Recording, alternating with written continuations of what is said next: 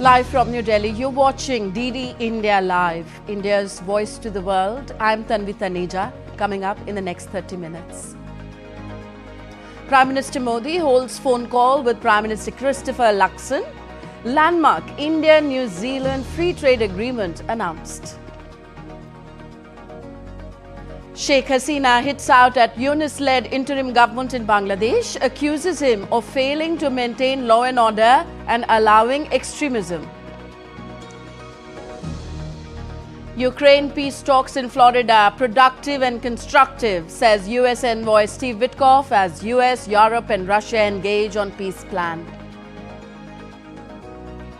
US military assets seen operating in Puerto Rico as Washington expands its presence in the Caribbean amid regional security operations and tensions with Venezuela. Australia Parliament to vote on stricter gun laws.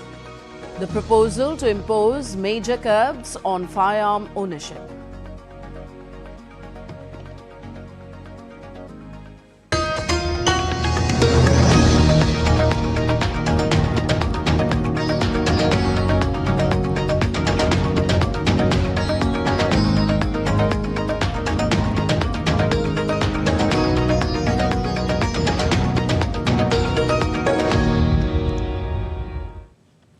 Prime Minister Narendra Modi held a telephonic conversation with the Prime Minister of New Zealand, Christopher Luxon, on Monday. The two leaders jointly announced the successful conclusion of the historic, ambitious and mutually beneficial India-New Zealand Free Trade Agreement. The leaders agreed that the FTA would serve as a catalyst for greater trade investment, innovation and shared opportunities between both the countries. The leaders also welcomed progress in other areas of bilateral cooperation, including defence, sports, education and people-to-people ties. This is India's 7th free trade agreement in the last few years after Oman, the United Kingdom, FTA countries, UAE, Australia and Mauritius. The FTA would significantly deepen bilateral economic engagement, enhance market access, promote investment flows, strengthen strategic cooperation between the two countries, and also open up new opportunities for innovators, entrepreneurs, farmers, MSMEs, students, youth of both countries across various sectors. With the strong and credible foundation provided by the FTA, both leaders expressed confidence in doubling bilateral trade over the next 5 years, as well as an investment of $20 billion in India from New Zealand over the next 15 years.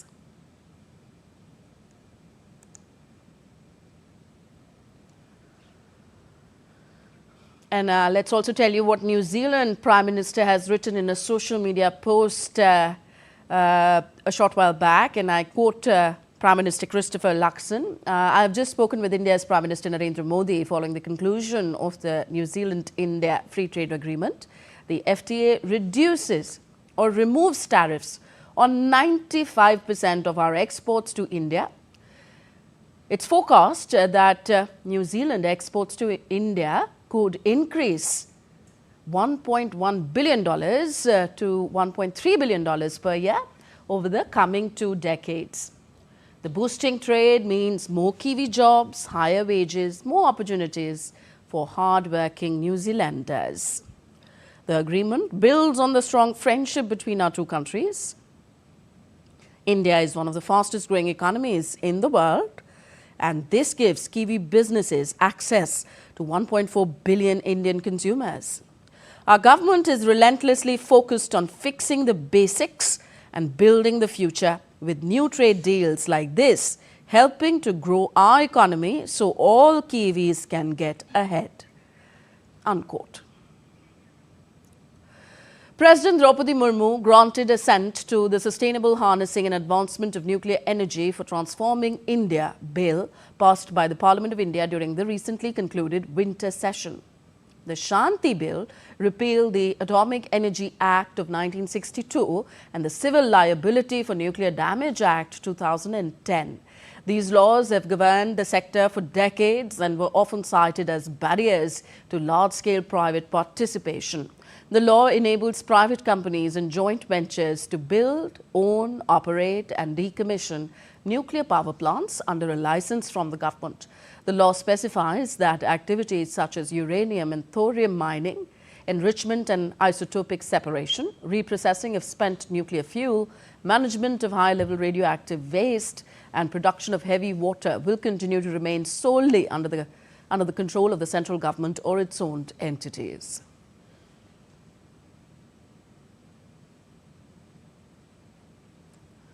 President Draupadi Murmu has also given assent to the Viksit Bharat Guarantee for Rozgar and Ajivika Mission, Grameen, dubbed VBG Bill 2025. The Viksit Bharat GRAM-J is a major overhaul of the two-decade-old MGNREGA. The new law introduces a modern statutory framework aligned with the vision of developed India by 2047, guaranteeing 125 days of wage employment per rural household. It aims to strengthen the rural economy through better planning, transparency and productive asset creation. We have a report. Viksit Bharat GRAM-J Act 2025. It is a major overhaul of the 20-year-old MGNREGA. It establishes a modern statutory framework aligned with Developed India 2047. It guarantees 125 days of wage employment per rural household. It represents a major upgrade over MGNREGA, fixing structural weaknesses while enhancing employment, transparency, planning and accountability.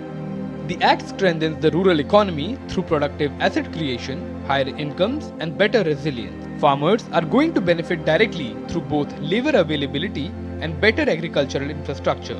Farmers to get guaranteed labor availability, water and irrigation assets, better connectivity and storage for their produce. Laborers will gain from higher guaranteed days, better wages, stronger protections and transparent systems. MGNREGA was built for 2005. But rural India has transformed since then. GRAM-J Bill modernizes the system, building a more accountable, targeted and relevant employment framework. GRAM-J Bill offers AI-based fraud detection, central plus state steering committees for oversight, enhanced monitoring role for panchayats, GPS, mobile-based monitoring, real-time MIS dashboards, weekly public disclosures and stronger social audits. But why a shift from central sector to a centrally sponsored scheme? Rural employment is inherently local. Now states will share costs and responsibility. The structure is balanced and sensitive to state capacity. Standard ratio of sharing financial cost is 60 to 40 for center and state. For northeast and Himalayan states and union territories, the ratio is 90 to 10. Center will bear 90% of the cost. 60-day of no work period is mandated in the Act. It ensures labor availability during sowing and harvest. It will prevent sharp wage inflation that raises food prices. Workers still get 125 guaranteed days in the remaining 300 days. India's heavy lift rocket LVM-3 is set for a launch on December 24th, carrying AST Space Mobile's powerful Bluebird 6 satellite to low Earth orbit. The mission from the Satish Dhawan Space Center, Sriharikota, will mark one of ISRO's most significant commercial flights of 2025. The 6.5-ton Bluebird 6 will be the heaviest satellite ever placed into low Earth orbit by LVM-3. The satellite is part of AST Space Mobile's next-generation fleet, designed to create what the company describes as the world's first and only space-based cellular broadband network directly connecting to everyday smartphones. Once operational, it will support commercial and government users, enabling direct-to-device broadband coverage across priority markets. And now let's give you weather updates. Intense cold wave and dense fog conditions continue to disrupt normal life across several northern states of India, with the India Meteorological Department IMD issuing alerts amid persistent foggy conditions. For Delhi, IMD predicted a partly cloudy sky with moderate fog in many places. The minimum temperature is expected to be around 20 to 22 degrees Celsius, while the minimum temperature will fall between 8 to 10 degrees Celsius. Dense to very dense fog conditions during night and morning hours are very likely in some parts of Uttarakhand, Uttar Pradesh and Haryana till December 27th. According to IMD, minimum temperatures are expected to rise gradually by 2 to 3 degrees Celsius over northwest India during the next 3 days. There will be no significant change in minimum temperatures over Maharashtra, central India and northeast India during the next 7 days.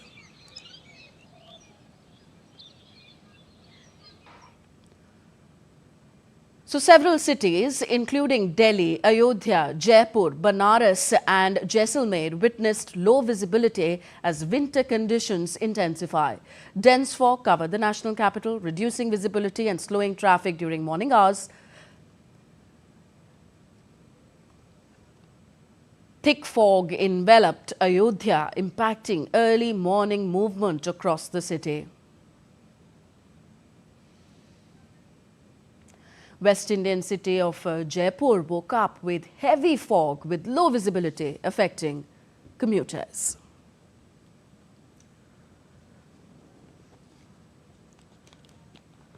Fog shrouded North India's spiritual city of Varanasi, limiting visibility along roads and the ghats around the river Ganges.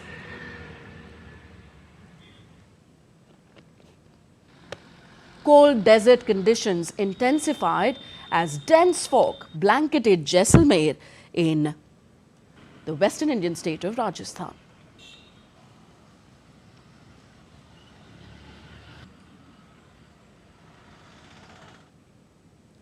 Delhi's Indira Gandhi International Airport has issued advisory to all passengers travelling from the Delhi airport. Low visibility procedures are still in progress at the airport, but authorities have confirmed that all flight operations are currently functioning normally. Passengers are advised to contact their respective airlines for the latest updates on arrivals, departures and flight schedules. The airport continues to monitor conditions closely to ensure safe and smooth operations.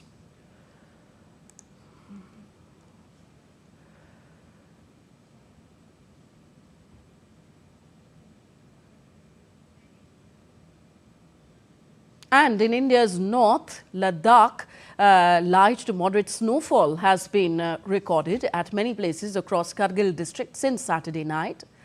According to the latest weather update, light to moderate snowfall is likely to continue at many places in Kargil and Zanskar. Leh has turned into a white wonderland with its first spell of snow. Visuals from Leh showed trees completely covered in snow and houses and fences were also blanketed in snow. According to the India Meteorological Department, Leh recorded a minimum temperature of -2 degrees Celsius.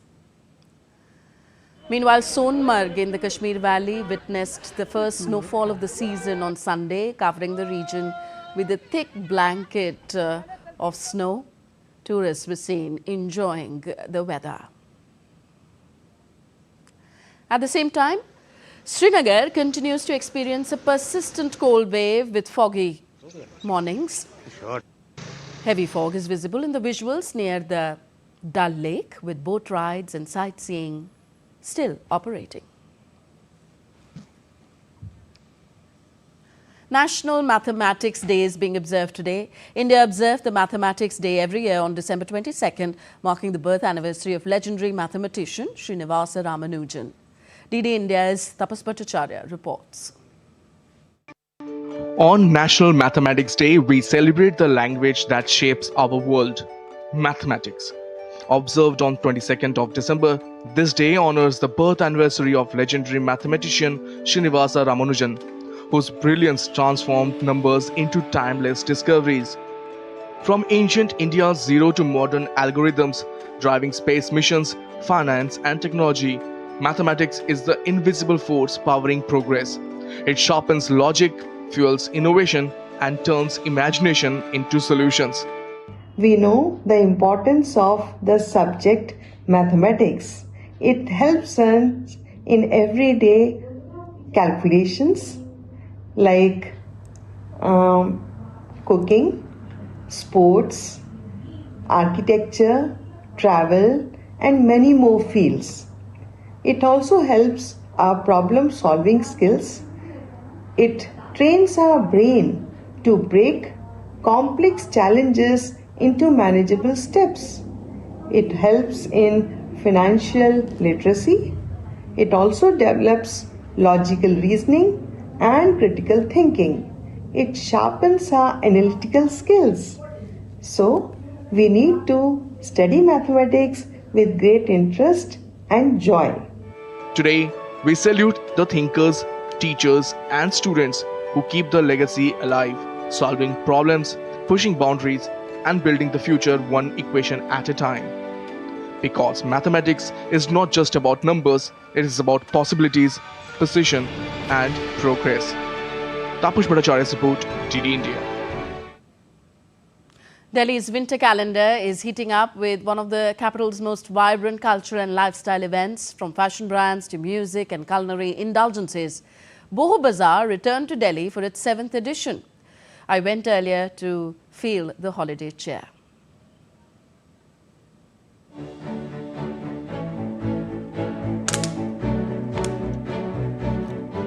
As chill winds sweep across the capital, New Delhi's JLN Stadium has transformed into a lively winter marketplace. Boho Bazar, dubbed the epic flea market, was back in its festive avatar, drawing thousands of visitors to its Christmas edition on December 20th and 21st.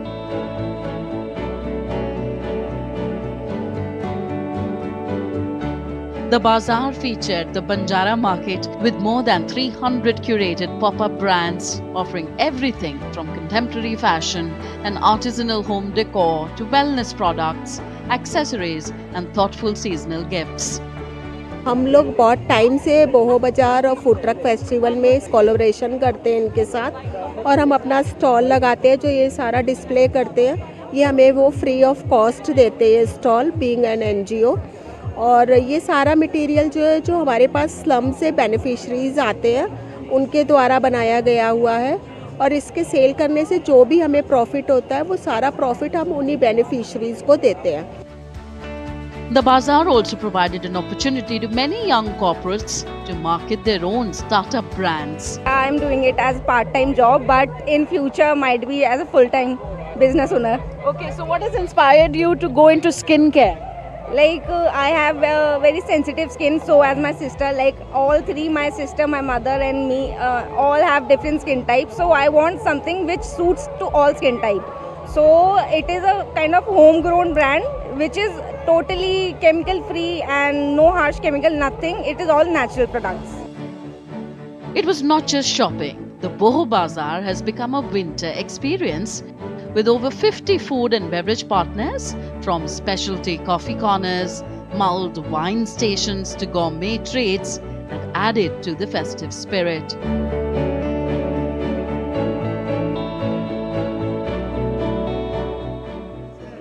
And for music lovers, the atmosphere was electric. Live performances by popular indie favorites like the Indian Ocean, the Yellow Diary and the like elevated the mood, turning the marketplace into a blend of culture, commerce and celebration.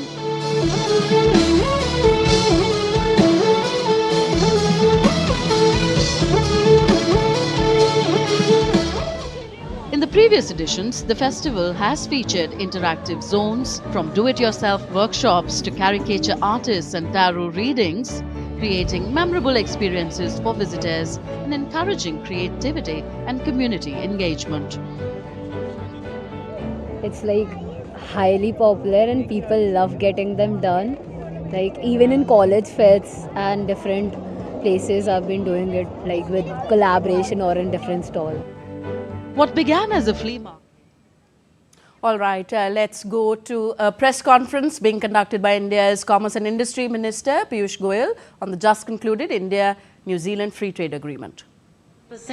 So that is the level of gain that we will experience for our exports to New Zealand in all these areas.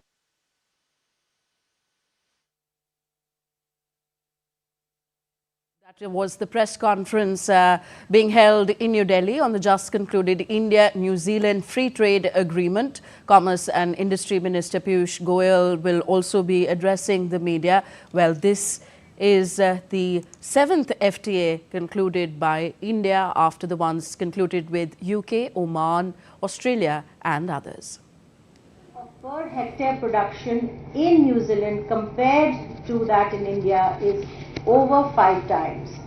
So we thought it essential that since this FTA is about complementarities, we take from New Zealand what it is good at and pair it with something that we are good at. So this Agriculture Technology Corporation comes from that in 3 areas. We have accorded market access through quotas, further capped with seasonal imports into India and MIP. My next slide will show the exact details of these quotas. Number 1 is a Manuka honey. This is their iconic product. Current is 66% of duty. We've given them a quota of 200 metric ton and it has a MIP of $20 and $30 per kg. Apples, our current duty is 50%. Our current imports from New Zealand are 31%. The quota we have given them is 32,500. It will increase to 45,000 in 6 years. Within this quota, they will get a 25% duty. Out of this quota, they go back to the duty of 50%. Once again, this is at a MIP of 1.25 per kg. Kiwi fruit, current applicable duty is 33%. Our current imports are 5840 metric tons. We start with a quota of 6250, goes up to 15,000 in 6 years. MIP of 1.8 per kg, and at this it is 0% duty, and out of quota it is 50%, so roughly it will be half of 33%. All these 3 areas, New Zealand is giving us extensive agri-tech cooperation covering plant management, planting, the orchard management, supply chains, packing, etc. The final quota that we have given in this FTA is on albumins, including milk albumins. The current import levels of New Zealand are around 3,500. We have given a quota starting with 1,000 metric tons. This will have a duty of 11%. Anything outside of this quota will continue to attract 22% of duty. Just a pictograph showing the agricultural productivity arrangement with the nuances of how we have built it in. Gains for New Zealand in goods. Presently our average is 6.2%. On entry into force, the average becomes 13.18% in terms of duty, and going on to the 10th year it becomes 9.06%. India has offered market access in 70% of the tariff lines, covering approximately 95% of the current bilateral trade value, and approximately 30% of the tariff lines in India are in exclusion. The products which have been kept in exclusion are mentioned here. Full dairy, the whole dairy chapter is in exclusion, which covers milk, cream, whey, yogurt, cheese. Animal products other than sheep meat, vegetable products, sugar, honey, animal fats, arms, ammunition, gems, jewelry, precious metals, etc. This is a broad table showing the exclusions and what is it that we have given them against each category. Exclusions, I've already covered that. Tariff elimination immediate, where they have a reduction in tariff as soon as the FTA comes into force. These are typically for wood products, for wool, for sheep, meat, leather, rawhide. This was a huge demand of our leather industry here in India.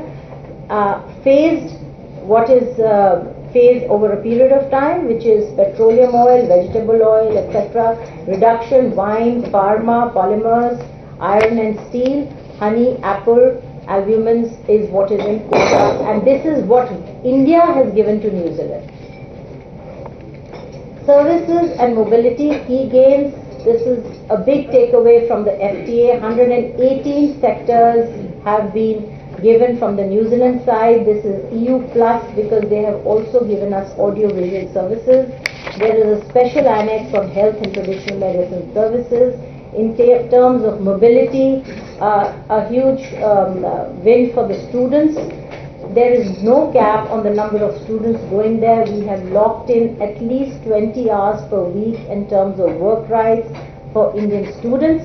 So even if there's a local legislation which brings it down to 15, it still stays 20. Presently, I'll put it on the table. In November, they put in 25, but that is only there for a limited period of time.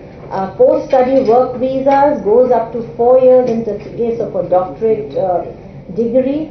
Temporary employment entry, there is a quota of 5,000 visas. This again is something New Zealand has never given any other country. A comparator is China, which got around 2,000 visas. Work holiday visas is for 1,000 young Indians annually for a period of 12 months. India, from our side, has given 106 services and an MFN treatment in 45. Gains in other chapters for India. Number one, investment. New Zealand has committed to increase investment to 20 billion into India over 15 years and this is FTA style, this comes with a rebalancing mechanism in case it doesn't get fulfilled. One thing I'd like to point out here, because for a comparison, from 2000 to 2025, New Zealand has invested roughly 90 million into India. So this is a substantive figure.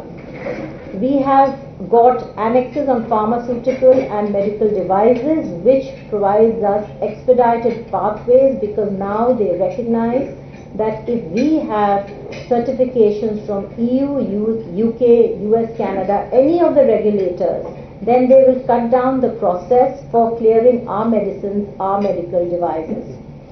Presently, it takes 3 to 4 years there. IPR, this is another big win. They have agreed to amend their laws to give space to our GIs by making it in terms of EU parity. Organic primary products, we have entered space to our GIs by making it in terms of EU parity. Organic primary products, we have entered into an interim MRA, and a more detailed one will be worked out. They will recognize whatever Australia has, with which we've got a full MRA. Economic and technical assistance across all areas which the two countries can help each other, including audiovisual industries. We know that the film industry is big into shooting there, tourism, sports, etc. Custom and trade facilitation, one of the things we do learn through FTAs is how to improve our systems. This is a part of that. So in this, the Indian customs, and as well as that side, has committed that 48 hours and 24 hours is what they will take to clear express shipment and perishable goods. MSMEs, a huge win, a cooperation from the New Zealand side on building linkages, incubators, and plugging in trade-related information. Rules of origin, once again, it's a balanced, robust framework. And the last, cultural, trade, traditional economic cooperation chapter is what we have built in terms of pushing our Ayush, our cultural, tribal affairs, and wellness into the New Zealand landscape. There are 7 side letters in the agreement. One is on wine, one is the working holiday visa, one is a comparable regulators which they have listed in pharmaceuticals, the other one which they've listed in medical, the letter on geographical indicators, and a side letter on MRA in organics, and a side letter on consultations related to the dairy sector in the FTA. Strategic significance, very quickly, New Zealand helps us because it's a part of the Pacific Island country, and with the tariffs coming down, now our exporters can take advantage of a combined logistics, costing, and the combined economy of, let's say, Australia, New Zealand. By 2045, it is understood that they will have a huge demand of workers, and this is an opportunity for India to position itself as a key supplier for both skilled and semi-skilled workers. Pathways have been created for our Indian traditional medicine systems, that is Ayush. New Zealand, as a developed country, is part of many networks and organizations around the world, and our FTA with them helps us leverage that. There's a tariff preference for Indian goods into New Zealand finally comes. So far, exporters were struggling with the fact that the other countries had zero duties and we did not. So that's a plus for them. And this will help us leverage a deeper footprint in the Oceania region and work towards Viksit Bharat. Way forward, Commerce Secretary already mentioned, subject to our mutual agreement, we will be putting out the text in the coming days on an agreed date. There are processes to be completed on both sides, domestic processes. Once that is done, we would be going for signing, and EIF sometimes next year, little after the middle July, August, is a tentative day we are looking at. As of now, it's not decided. A quick recap, services of mobility, already mentioned that, 20 hours a week, post-study work visa, professionals, our students get global exposure, career growth, working holiday visa, and pioneering health and traditional medicine trade there. This is, the next 4 or 5 slides are product-wise. Peak duty on agriculture and processed foods was around 5%. Now with the FTA coming in, it comes down to 0. It helps us access the New Zealand market in all these products, cereals, processed foods, textiles and clothing. Once again, the peak duty was 10%. We have exports there at 98 million. New Zealand has a larger import capacity, and hopefully with zero duties we can leverage that. Leather and footwear, similar situation, peak duty was 10%, and with this we can leverage the bigger market there. Pharmaceuticals, I have already mentioned, is a big win, and their imports are 1.4 billion in the last 3 years. Given our strength in this is an area we hope to capture. Engineering sector, it's a huge market in New Zealand of 11 billion. We are only at about 47 to 68 million in terms of our exports, and with duties now reducing to 0, this is an area which we hope to move ahead in terms of our export. And finally, the marine sector. New Zealand is traditionally more alive compared to India in the marine sector, but this is an area we can look at moving ahead on. And finally, the plastic and rubber industry, 10% peak duty, now down to 0. They have a 2.5 billion capacity to import, and our objective is to move beyond the 23 million that we are presently importing. Thank you so much. Thank you, ma'am. Now I request Minister Sir to guide us as to how to look at this landmark agreement that we have reached. Thank you, and a big congratulations to all of you and the nation under Prime Minister Narendra Modi's leadership. This is the 7th free trade agreement.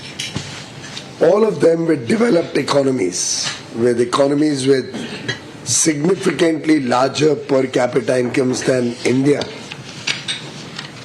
demonstrating that we are expanding trade relations rapidly with countries who complement the Indian economy rather than compete with India.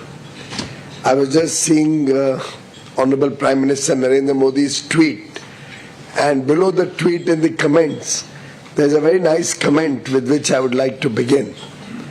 And the person says, big move, fast execution, wasn't talk, it was intent.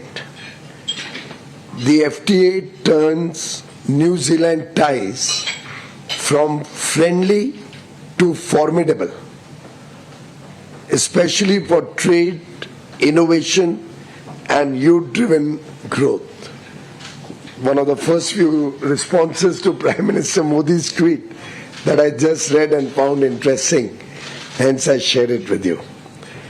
Friends, this is a free trade agreement with New Zealand, which is both comprehensive and forward-looking, reflecting the vision of our two leaders, Prime Minister Modi and Prime Minister Lakson, to elevate the relations to much higher strategic levels, much more comprehensively, which will not only include trade, education, R&D and innovation, services sector in a very big way, tourism, sports. It's a very multifarious engagement, particularly to benefit our farmers and dairy through technical collaboration, which will help them upgrade quality, productivity, and therefore the incomes of our farmers and dairy persons. Friends, it's a historic and landmark FTA because it's not only concluded in a record time of 9 months. With a developed economy, we are all aware it usually takes much longer. But more importantly, it has 2 or 3 very interesting elements. One, it is our first FTA which is led by a completely almost non-men team. It's a women-led FTA. The chief negotiator was our senior colleague, Joint Secretary Petal. All the track leads were largely women. And I must compliment our women of substance taking a lead in finalizing this agreement. Thank you very much. It's also our third FTA with a Five Eyes nation: Australia, UK, and now New Zealand. We are soon going to launch discussions for the terms of reference with Canada also. And we are already at an advanced stage in our discussions with the USA. This reflects the growing strategic importance of India in world geopolitics. One must also recognize that this nation with a smaller population, smaller GDP, has high growth potential. Our current trade being a small proportion of their overall trade in goods and services, the upside that is available for us is very huge, both in goods and in services. And having gained access in a large number of service areas, including audiovisual, and 100% access in goods, we see tremendous potential for doubling this trade in the next 5 years, possibly greater than doubling this trade. And our complementary strengths between New Zealand and India, whether in agri-tech, whether in food processing, whether in clean energy and renewable energy, whether through mining, whether through our talent and skills of our young professionals, opportunities for dual degrees and setting up campuses of prestigious universities in India, while also encouraging Indian students to go to New Zealand and gain high quality education, and promoting MSME manufacturing in India. This FTA provides opportunities for all sections of our export community, opens up new doors for new exporters with new products wishing to diversify their export basket, and at the same time helps every region of the country, north, south, east, west, northeast, in different areas. It has some very interesting new elements of technical collaboration in fruit cultivation, in honey production, and other areas, including dairy, where they will bring latest modern technology to India to help our farmers, our dairy persons increase their incomes. It will certainly be a great boost for labor-intensive sectors like textiles, apparel, home decor, footwear, rubber and leather, while also encouraging export of automobiles, auto components, machinery, electronic goods, electricals, pharmaceuticals and chemicals. This shows you the wide range of products that will benefit, particularly areas where either there were high duties or some areas where there were barriers to trade, which we have both agreed to simplify and smoothen for faster access to their market. In terms of mobility, you are well aware, students who go to New Zealand to study will now be eligible for a 2-year work visa if they take a degree course, 3-year work visa if they take a bachelor's degree with honors, a 3-year work visa if they graduate in STEM disciplines, science, technology, engineering and mathematics, and a 4-year work visa when they do postgraduate studies in New Zealand. It's also interesting that almost 5,000 of our professionals who are yoga instructors, chefs, Ayush professionals, IT or educational teachers, nurses, caregivers will get professional visas for serving the New Zealand economy. We have also been able to open up 118 sectors, which will also give us an opportunity to participate in tourism, IT, telecom, audiovisual, etc.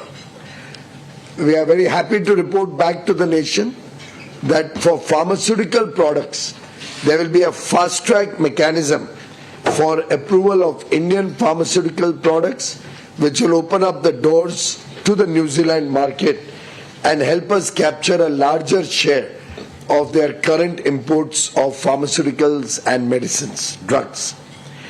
They have also agreed to mutually accept good manufacturing practices which are approved in India by US, UK, EU or Canada, so that products or companies approved by these countries will get faster access in the New Zealand market.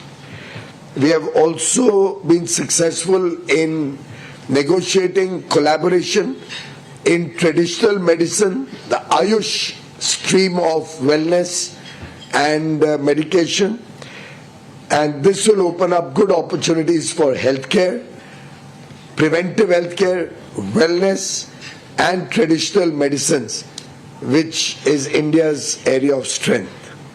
Friends, our farmers stand to gain hugely both through market access in New Zealand and through technology collaborations.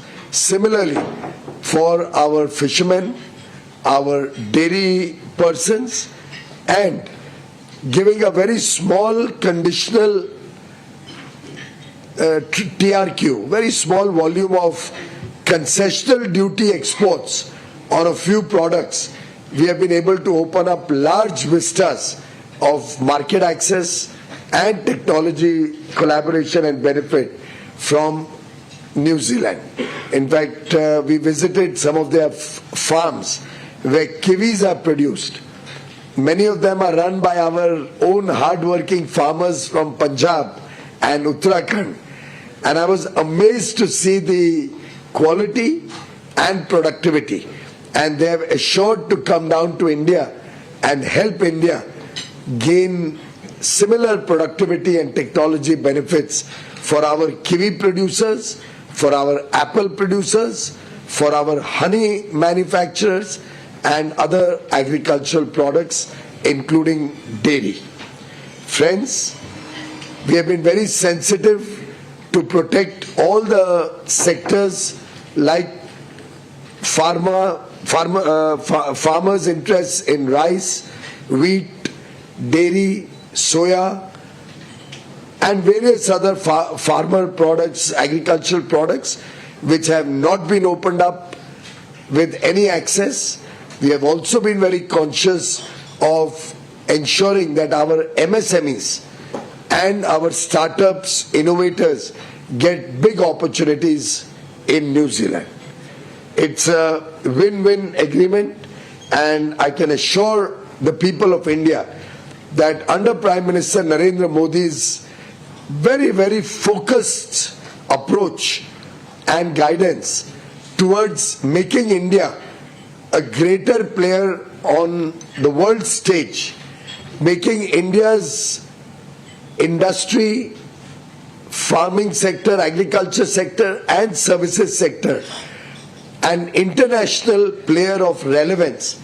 We are negotiating free trade agreements and comprehensive partnerships strategically with countries who have significant incomes, with countries who offer large market opportunities, and undoubtedly these agreements will play a very important role in the Amrit Kal as we all work collectively as a nation of 1.4 billion people, as 140 crore Indians work towards our goal of Viksit Bharat 2047.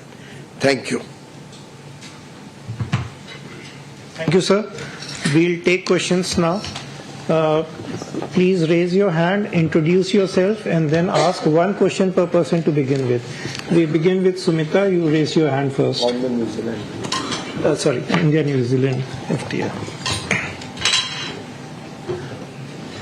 Congratulations, sir. I'm Sumita from ET. Now, just want to understand a bit more on the commitment of investments of $20 billion that New Zealand has pledged over the next 15 years. Which sectors is New Zealand sort of prioritizing as far as these investments are concerned? Thank you.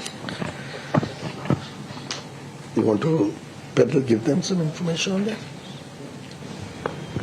Thank you. They are investing 20 billion over 15 years. Broadly, it is going to be in the area of manufacture, infrastructure, but we have left it open to them to decide which areas they would like to pursue as the time evolves. Incidentally, just want to clarify that this $20 billion we must see in the context of the size of the New Zealand economy. So far, in the last 25 years, New Zealand has only invested $70 million, 70 million. In terms of rupees, this is close to 630 crore rupees only. So they are committing to invest now 1,80,000 crores. So from 630 crore investment over 25 years, New Zealand has committed to invest 1,80,000 crores in the next 15 years. When you see this in context, you recognize what a big gain it is for India. This will open up, as I said, collaboration in several sectors, particularly benefiting our farmers, our dairy, and our MSMEs. At the same time, I want you to appreciate that this will include investments in education, in sports, in service sectors, opening up large opportunities for our youth and opening up for us training facilities, skill development, and many other areas which will really help our youth, men and women, our youngsters. Incidentally, their minister, when he visited Mumbai for the second last round of our discussions, actually inaugurated a cricket sports tournament where journalists were competing against each other. So it was a tournament under the Sansad Khel Mahotsav that Honorable Prime Minister Narendra Modi and the Ministry of Sports and Youth Affairs have been encouraging all the MPs to have. And their minister inaugurated a journalists competition on cricket. A doctors competition. It was amongst doctors. We also had one separately for journalists. This one was for doctors in Mumbai. And interestingly, he chose to bat and requested me to bowl and got bowled, clean bowled on the second ball, I think. But that was on a lighter note. He has promised to practice better. I have promised that I'll have to start learning cricket, which is not a sport I'm very good at. And we're going to do one more match to celebrate the free trade agreement. Why I mention this, ladies and gentlemen, is that we are making a pitch for Olympics in 2036. We already have the Commonwealth Games in 2030. Sports will be a big area of collaboration and investment from New Zealand. And I would encourage Indian young startups and youngsters who are looking to go into the sports fraternity to look at this agreement very carefully and take interest in this.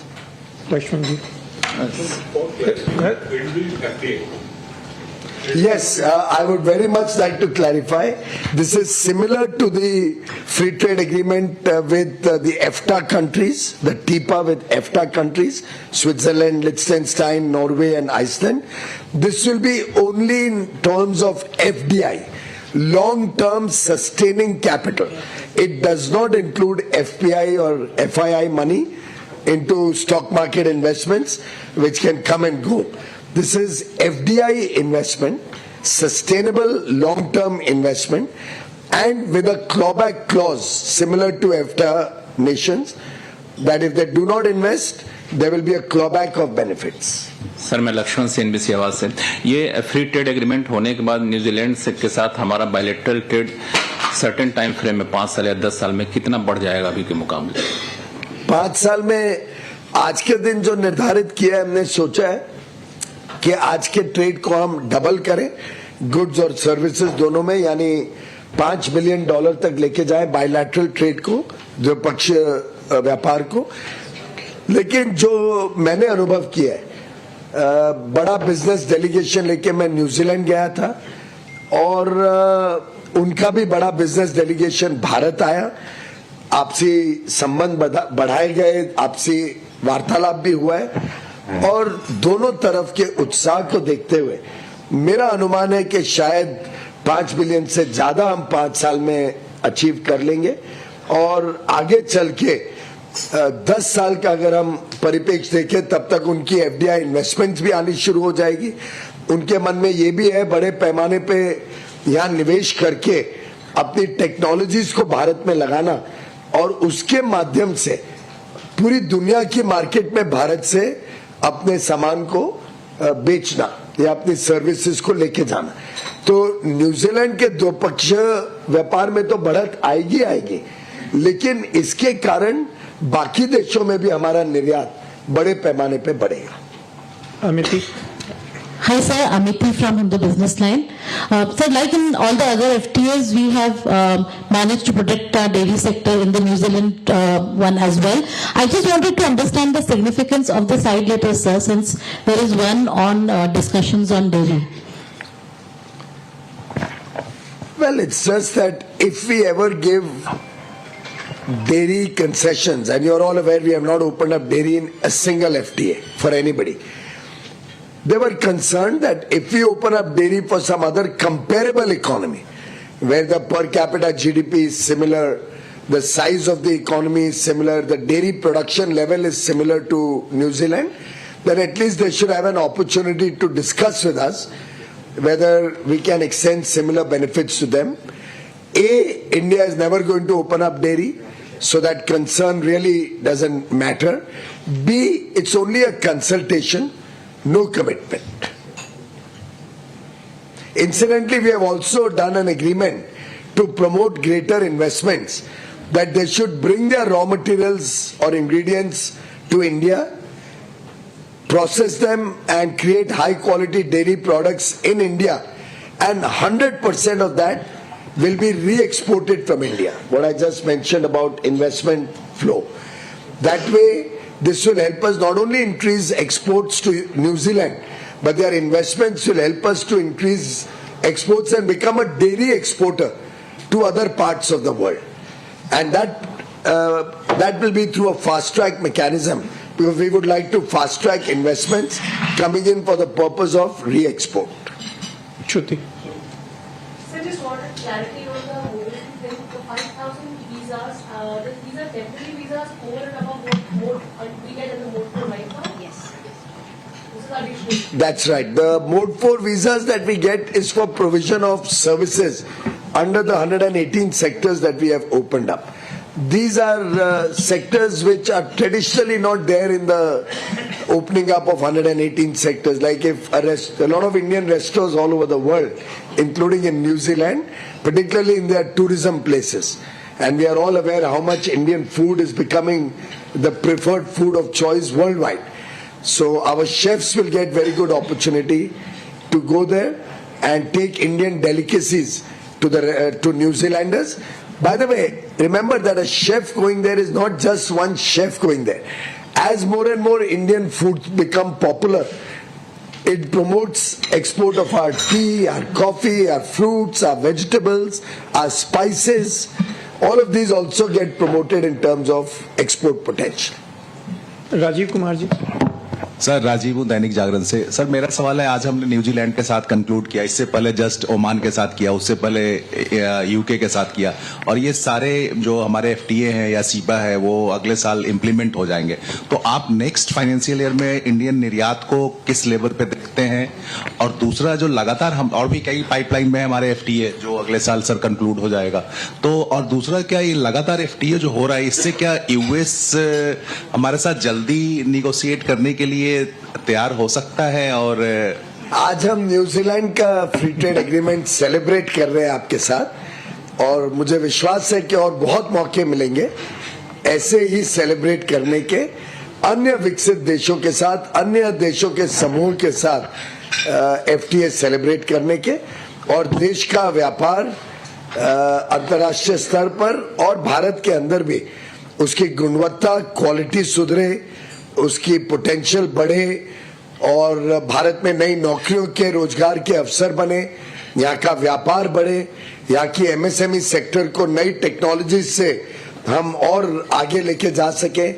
इस सब के लिए ढेर सारी opportunities already I हैं, आगे चल के और आएंगी, और माननीय प्रधानमंत्री नरेंद्र मोदी जी का रिफॉर्म एक्सप्रेस निरंतर बड़ी तेजी से आगे बढ़ता रहेगा, देश को नई ऊंचाइयों पे लेके जाएगा, और 140 करोड़ भारतवासियों के संकल्प को, विकसित भारत 2047 तक बनाने के संकल्प को 100% अचीव करेगा, उसमें सक्सेसफुल होगा।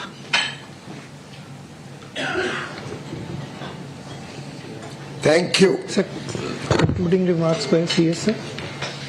Would you like to say something? Thank you, friends. We have lunch for you. Do join us for lunch. So that was India's Commerce Minister Piyush Goyal announcing to the press the just concluded India-New Zealand Free Trade Agreement. The minister described the FTA comprehensive and forward-looking. He said the FTA was concluded in a record time of 9 months, and it will take the bilateral partnership to enhance strategic levels. Technical cooperation in the dairy sector with New Zealand's dairy sector will be a game changer, he said, saying that the farmers and dairy farmers of India will benefit through greater market access and technology sharing. Trade barriers have been reduced in the textile sector, leather, automobiles, machinery, electronic goods and so on. Student exchange visa norms have also been simplified under the agreement. Visa norms will be eased also for the Indian workers contributing to New Zealand's IT, pharmaceuticals, audiovisual entertainment market. Answering a media query, it was informed that New Zealand will invest around 20 billion in India over the next 15 years. The sectors prioritized by Wellington would be in education, infrastructure, sports, manufacturing and service sectors. The Indian minister praised the women-led Indian negotiating team of this FTA. India has now launched FTA with 3 of the 5 I countries, namely Australia, the UK and New Zealand. The minister announced that the terms of reference will soon be announced with Canada and subsequently the United States of America. And Prime Minister Modi, in a social media post, also hailed this important moment for India-New Zealand relations. He wrote on social media platform X that it is an important moment for India-New Zealand relations with a strong push to bilateral trade and investment. My friend Prime Minister Christopher Luxon and I had a very good conversation a short while ago following the conclusion of the landmark India-New Zealand Free Trade Agreement. Concluded in just 9 months, this historic milestone reflects a strong political will and a shared ambition to deepen economic ties between our 2 countries. This FTA ensures enhanced market access, deeper investment flows, numerous opportunities for innovators, entrepreneurs, farmers, MSMEs, students and youth.